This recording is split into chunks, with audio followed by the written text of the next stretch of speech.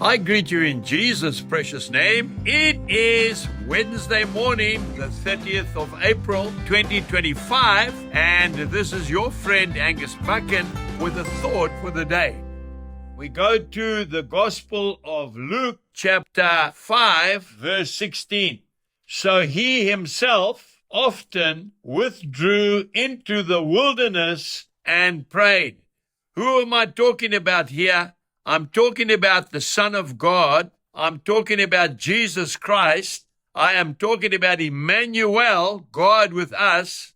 Now, if he had to do that, how much more should you and I be doing that? And he did it often, not now and again.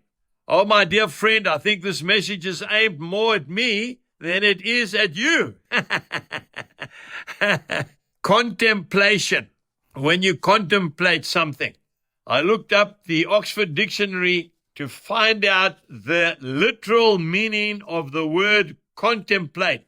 It means to look at thoughtfully, to think about, to think deeply and at length. It says that to contemplate is to look at, gaze at, stare at, view, regard, examine, inspect, observe. You getting the story? Survey, study. He contemplated. We need to ponder, you and I, how many times are we taking time out to think about the way forward? We don't, do we? We just go for it. We wing it. It's one of my favorite things, and I hate myself for it. There's no time left in the world to wing it. We need to concentrate on something called time management. You remember, Jesus was never late. He was never early. He was always spot on time. We think about Lazarus, his friend in the grave. Lord, if you had come, my brother would have lived. But the Lord commanded him to be raised from the dead. You know, it's first the mountain, and then the ministry or your work or whatever else. If you don't spend time up the mountain, not a literal mountain, but time in the morning, praying, reading the Word of God, and contemplating about what you're going to do that day, you will make some very poor decisions.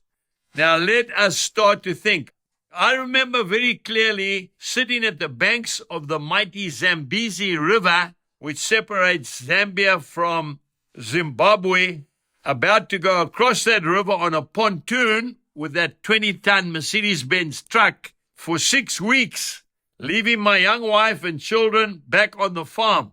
I was contemplating things very seriously, crying out to God to protect my family, and He did.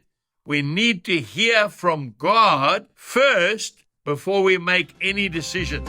Jesus bless you and have a wonderful day. Goodbye.